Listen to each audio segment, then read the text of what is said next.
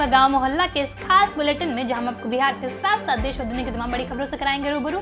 मैं हूं संध्या। ये जानते हैं आज की बड़ी खबरों को।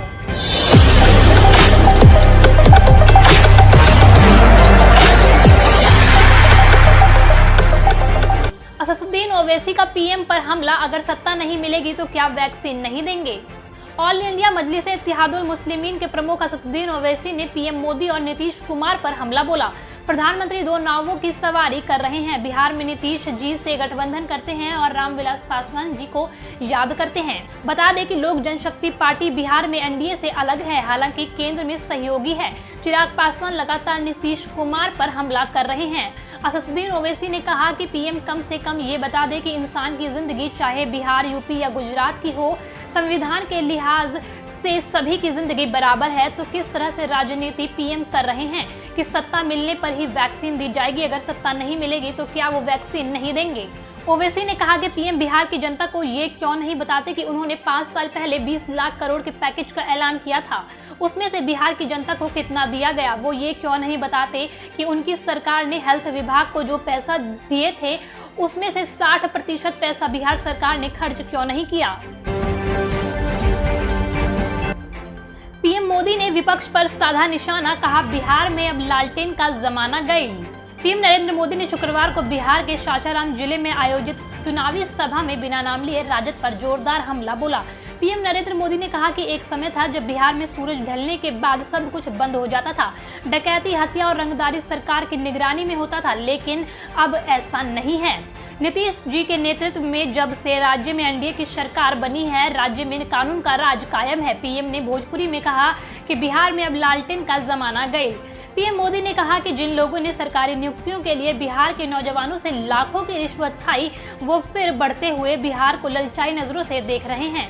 आज बिहार में पीढ़ी भले ही बदल गई हो, लेकिन बिहार के नौजवानों को ये याद रखना है कि बिहार को इतनी मुश्किल में डालने वाले कौन थे। बिहार के लोग भूल नहीं सकते वो दिन जब सूरज ढलने का मतलब होता था सब कुछ बंद हो जाना, ठप पड़ जाना। आज बिजली है, सड़क है, लाइट है और सबसे बड़ी बात वो माहौल है जिसमें राज्य का सामान्य नागरिक बिना डरे रह सकता है, जी सकता है। पूर्णिया में राहुल गांधी के हेलीकॉप्टर को उतरने की नहीं मिली इजाजत, डीएम ने दी सफाई। बिहार में होने वाले विधानसभा चुनाव को लेकर सभी पार्टियों ने अपनी पूरी ताकत झोंक दी है। सभी धुआंधार प्रचार के जरिए जनता को अपने पक्ष में करने की कोशिश कर रहे हैं। इसी बीच शुक्रवार को एनडीए के लिए प्रधानमंत्री नरेंद्र मोदी और महागठबंधन के लिए राहुल गांधी चुनावी जनसभा को संबोधित करने वाले थे। इससे ठीक पहले गुरुवार शाम को एक रिपोर्ट आई कि राहुल गांधी के हेलीकॉप्टर को पूर्णिया में उतरने की इजाजत नहीं दी गई, जहां उनका एक कार्यक्रम होना है। इसे लेकर अब पूर्णिया के जिलाधिकारी ने सफाई दी है। जिलाधिकारी राहुल कुमार ने कहा, ट्रांजिट प्रोग्राम पूर्णिया में राहुल गांधी की रैली पूर्णिया एयरफोर्स स्टेशन में 23 अक्टूबर को निर्धारित किया गया था। सुरक्षा प्रोटोकॉल और एएसएल की बैठक के अनुसार तैयारी शुरू हुई। 22 तारीख को हमें संशोधन कार्यक्रम के बारे में सूचित किया गया, जिसमें पूर्णिया को ट्रांजिट के तौर पर शामिल नहीं किया। राहुल गांधी बोले, सच्चाई जान चुका है बिहार, इस बार मिलेगा जवाब। राजद प्रत्याशियों के पक्ष में चुनावी सभा को संबोधित करने नवादा के हिसुआ पहुंचे कांग्रेस के पूर्व अध्यक्ष राहुल गांधी ने प्रधानमंत्री नरेंद्र मोदी पर जमकर प्रहार किया। उन्होंने कहा कि जब बिहार के युवा सैनिक शहीद हुए थे उस दिन पीएम ने क्या किया, प्रधानमंत्री ने सेना का अपमान किया। उन्होंने कहा कि पीएम ये बताएं कि चाइना को हिंदुस्तान से कब बाहर करेंगे। प्रदेश कांग्रेस मुख्यालय सदाकत आश्रम पर इनकम टैक्स का छापा, मिले 8.5 लाख। बिहार कांग्रेस मुख्यालय सदाकत आश्रम पर इनकम टैक्स का छापा पड़ा है। सदाकत आश्रम परिसर में खड़ी एक कार से 8.5 लाख रुपए मिलने के बाद इनकम टैक्स ने यह कार्रवाई की। हालांकि छापेमारी में कितने रुपए मिले, किसकी गाड़ी से मिले और किसके रुपए थे, इस बारे में इनकम टैक्स की ओर से कोई आधिकारिक जानकारी नहीं दी गई है।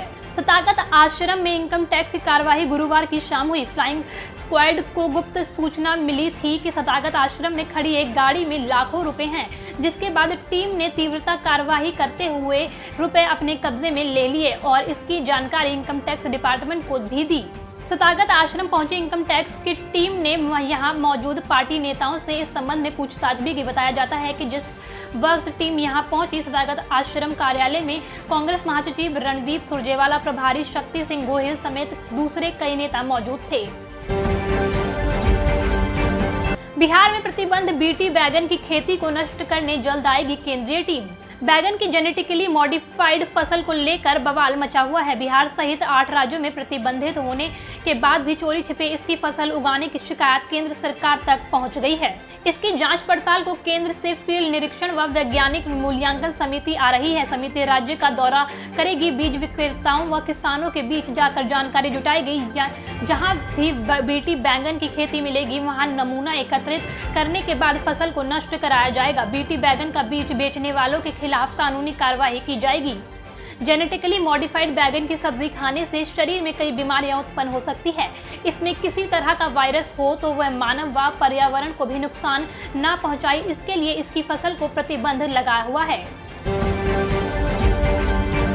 बिहार में काबा पर पीएम मोदी ने दिया जवाब। बिहार में चुनावी जंग में नेहा राठौर के गाने बिहार में काबा काफी चर्चा हो रही है। नेहा ने इस गाने को विपक्ष ने जहां नीतीश सरकार के खिलाफ हथियार बनाया, तो वहीं जेडीयू और भाजपा की ओर से भी चुनावी गानों के जरिए इसका जवाब देने की कोशिश की गई।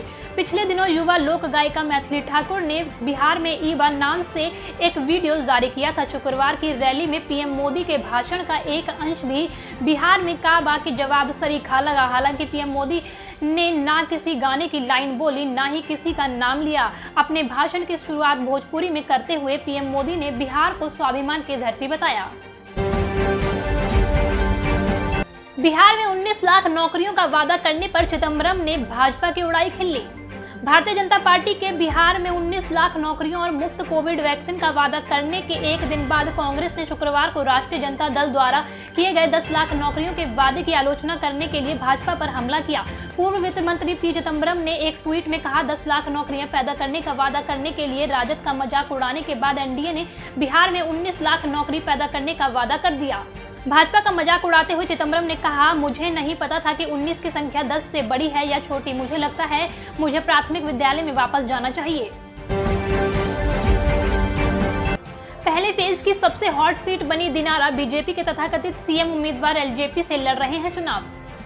आने वाले बुधवार को बिहार चुनाव के पहले चरण का मतदान होना है। पहले फेज की जंग में दिनारा सबसे हॉट सीट बनी है। राजनीतिक पंडितों की निगाहें दिनारा पर लगी हुई है, क्योंकि एक जमाने में तथाकथित बीजेपी के सीएम उम्मीदवार यहां से एनडीए के खिलाफ ताल ठोक रहे हैं। रोहतास जिले की इस सीट पर पहले चरण में ही मतदान होना है। इस सीट पर बीजेपी के बागी और एलजेपी उम्मीदवार त्रिकोणीय बना रहे हैं। राजेंद्र सिंह को 2015 के चुनाव में राजनीतिक हलकों में बीजेपी की तरफ से मुख्यमंत्री पद का दावेदार भी माना गया था। हालांकि राजेंद्र सिंह न सिर्फ चुनाव हार गए, बल्कि इस बार उनकी सीट भी दूसरे जेडीयू के खाते में चली गई।